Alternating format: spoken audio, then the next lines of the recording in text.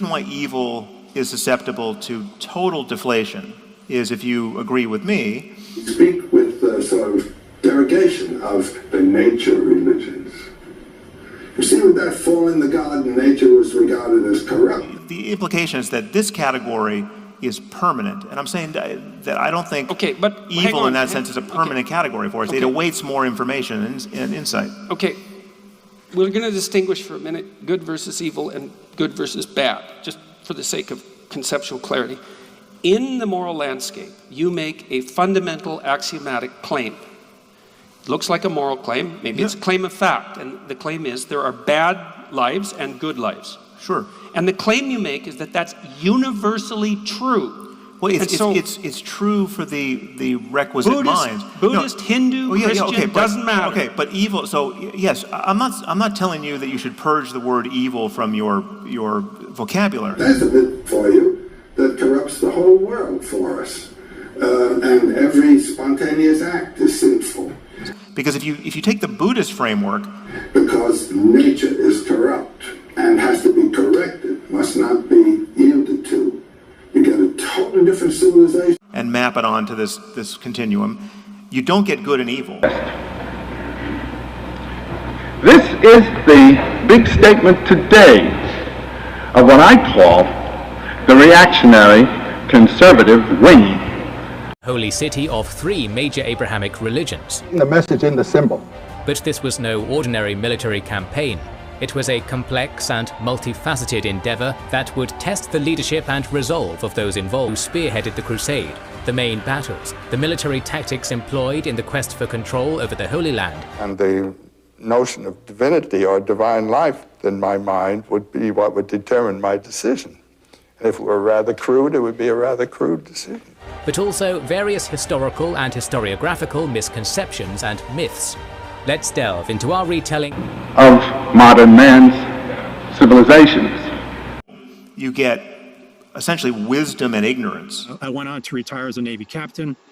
I spent some time at NATO inside Ramstein, Germany at CC Air, one of the best jobs I ever had, tactical evaluation. I've also spent some time here in Norfolk speaking with NATO leaders on the concepts of complex adaptive systems. And of course, I've been overseas talking to NATO leaders about John Boyd's observer-oriented side and act loop. And unfortunately, I think they have the OODA loop wrong in this document. But we'll use that as a learning opportunity for all of us. The evil is ignorance of all the well-being you and others would experience if you behaved another way. And here's what I think this truly means as a whole.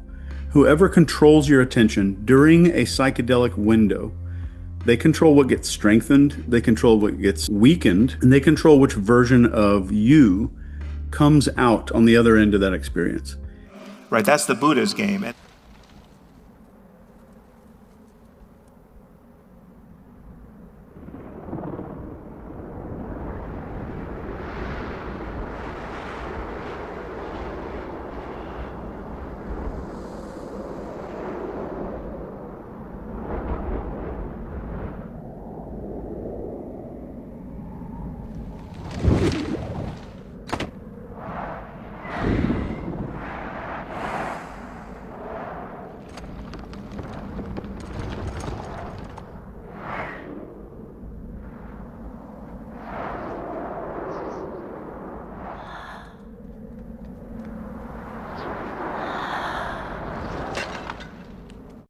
Or even within Hinduism, and this connects to your love of stories. The message in the symbol, and the coordination of earthly and spiritual realizations can be interpreted out of those symbols. So you take the Hindu text, the Ramayana, which is just a foundation. It's doing the work that the Bible is doing for Jews and Christians. Now, the mythology of Cyrus's world is the mythology of the Persian prophet Zoroaster, or Zarathustra. This is a mythology of extraordinary interest to us, really, because it underlies all the later Hebrew and Christian thinking about the nature of the Messiah. Sheep family. Lamb. Yearling. Ewe. Ram. that the worst guy in the Ramayana. He is always a schemer. Even in the womb, he's jostling with his brother. When his brother's born, he's grabbing the heel. So his name literally means... And in classic biblical fashion, his second brother, Jacob, came out of the womb holding on to the heel of Esau. In Hebrew, the word heel is akev, and so hence the name Yaakov, the one who grabs the heel. While she was still pregnant, God told her about the future of the children she was carrying. He told her that the children would fight each other and one of them would be stronger than the other. God also told her that the older child would serve the younger one. So he comes out, his mother received a prophecy that he is going to be the chosen of the two sons. It says the older will serve the younger. And so mom helps him to scheme to get the blessing, even through deceit. We learned about that. Then everything blows up because Jacob basically steals the blessing from Esau. The 10-headed demon Ravana, the prototypically evil person. The god at the top, the god of the north, is Tezcatlipoca. Tezcatlipoca is the black Tezcatlipoca. He's the Tezcatlipoca that is the Tezcatlipoca. He's the god of smoking mirrors. So the Aztecs believed that when you looked into the mirror, you didn't really quite see yourself. That you were always sort of a mystery to yourself. That you were an unsolvable mystery. He's the god of things that are difficult to know. He's the god of darkness. He's the god of the night. He's the god of the mysterious. And he is, at bottom, really not a bad guy. He's a great sage who's just, in a bad mood, essentially. But don't you think that Americans, modern Americans, have rejected this idea, this Indian idea, this ancient idea of nature as revealing the divinity because it would have kept us from achieving dominance over nature? Yeah, but that's the biblical condemnation of nature that they inherited from their own religion and brought with them. God is not in nature. God is separate from nature, and nature is not God. And this distinction between God and the world is not to be found in basic Hinduism or Buddhism either. Right? He was obscured by ignorance. I'm not sure I understand what that means. Well, if I project a beam of light at the wall, you see the light on the wall, but the wall is not the source of the light. And so it is in the Buddhist canon. The Buddha meets a serial killer. What is your name? Is Legion, for we are many. Send us into this wide, that we may enter them. Come out of the man. And the notion of divinity or divine life in my mind would be what would determine my decision.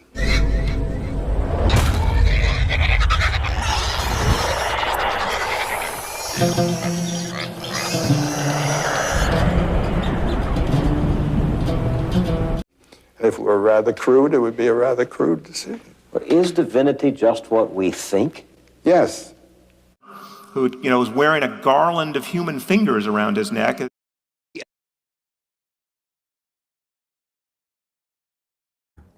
We often fall into the trap of thinking harder is holier. And at almost no other time in the year do we fall into that trap more heavily than...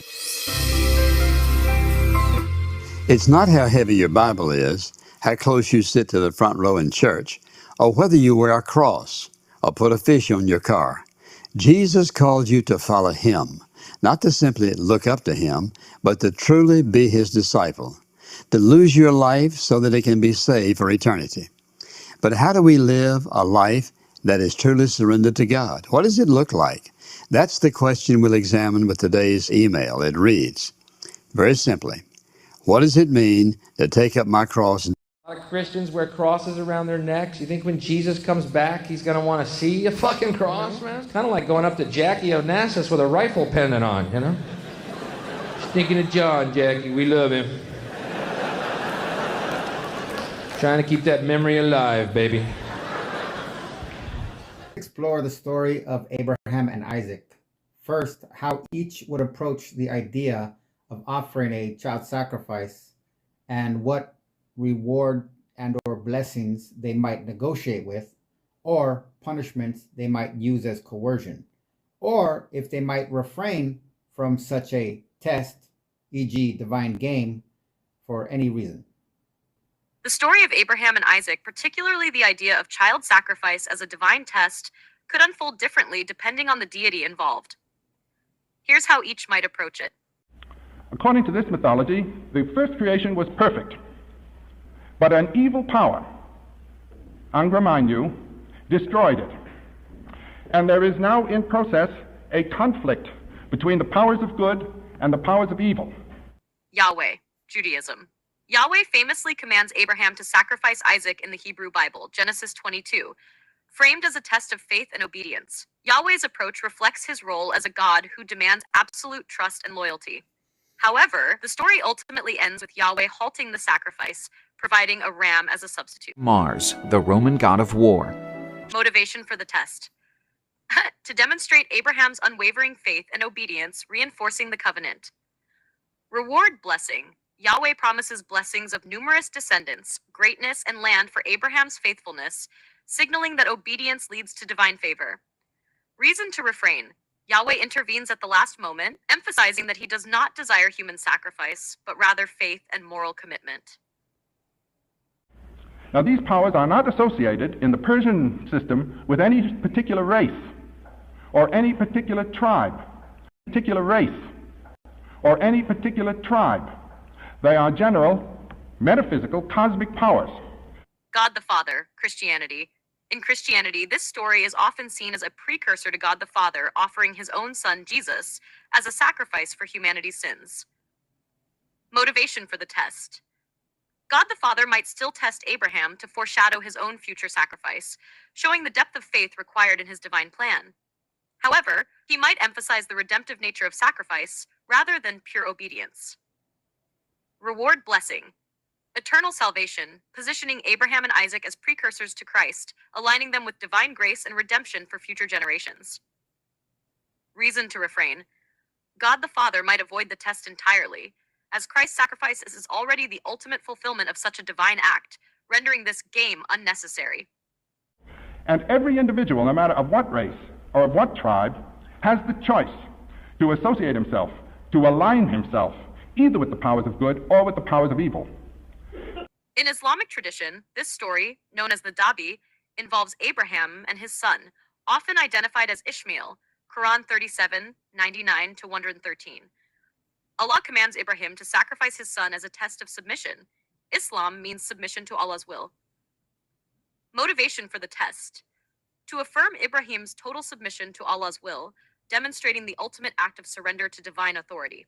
Reward blessing. Ibrahim is blessed with the promise of more children and descendants who will become great nations, emphasizing the rewards of submission to Allah. Reason to refrain. Like Yahweh, Allah spares the child by substituting a ram. Mars, the Roman god of war. And aligning him with himself with the powers of good, he works and fights for the restoration. Underscoring that he does not need or desire human sacrifice, but values devotion and surrender above all. And every individual, no matter of what race or of what tribe, has the choice to associate himself, to align himself, either with the powers of good or with the powers of evil. And aligning him with himself with the powers of good, he works and fights for the restoration. Ahura Mazda, Zoroastrianism. Ahura Mazda operates in a moral framework rooted in truth, Asha, and would likely reject the idea of child sacrifice outright. Motivation for the test. Ahura Mazda would likely see no reason to test Abraham with such a demand, as this act would violate the principles of truth and righteousness. The cosmic struggle against evil would make such a test appear more aligned with Angra Mainyu, the destructive spirit. Reward, coercion. Instead of rewards tied to sacrifice, Ahura Mazda might bless Abraham for his commitment to Asha and truth, offering spiritual wisdom or guidance to help him align with the divine order. Reason to refrain. Ahura Mazda's philosophy would inherently oppose such a test, as it could sow chaos and falsehood, weakening humanity's fight against evil. Child sacrifice would be an affront to the principle of fostering life and harmony. Now let me just very briefly say a word about the idea of the Messiah as it developed in these centuries. The first idea was that the Messiah would simply be the restorer of Israel to supremacy in its domain. And it was thought for some time that Hezekiah could actually be named the Messiah. After the Persian idea had been assimilated by the Hebrews, the notion was that the coming of the Messiah would mark the end of strife in the world, and the Hebrew Messiah would be the counterpart of the Persian Saoshyant. Comparison.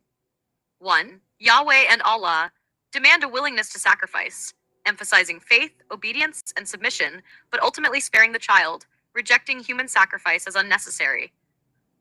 2. God the Father might frame the test as symbolic, foreshadowing Christ's sacrifice, or skip it entirely as the concept of divine grace supersedes it. 3. Ahura Mazda would reject the premise altogether, viewing such a test as antithetical to his moral framework of order and truth. Would you like to explore how each might react to Abraham's response or expand into other details of the story? Do not suppose that I have come to bring peace to the earth. I did not come to bring peace, but a sword. According to a 2011 study, children exposed to family violence show the same patterns of brain activity as soldiers exposed to combat. For I have come to turn a man against his father. To say, but like when I'm trying to make arguments in favor, for Israel, I realize I'm talking through a wall of dead children. Like that's what people are seeing. A daughter against her mother. So when I'm like, yeah, there's 1.5 civilians for, they're just seeing carnage. A daughter-in-law against her mother-in-law. That's the emotional blackmail. I mean, fair enough, but like again, and that's nice, but like again, I'm hearing that through a wall of children. It's like I think it's a harder argument than we're understanding. So I actually really strongly think that like Jewish day schools should absolutely say no child owns a smartphone until it's senior year. They don't own one.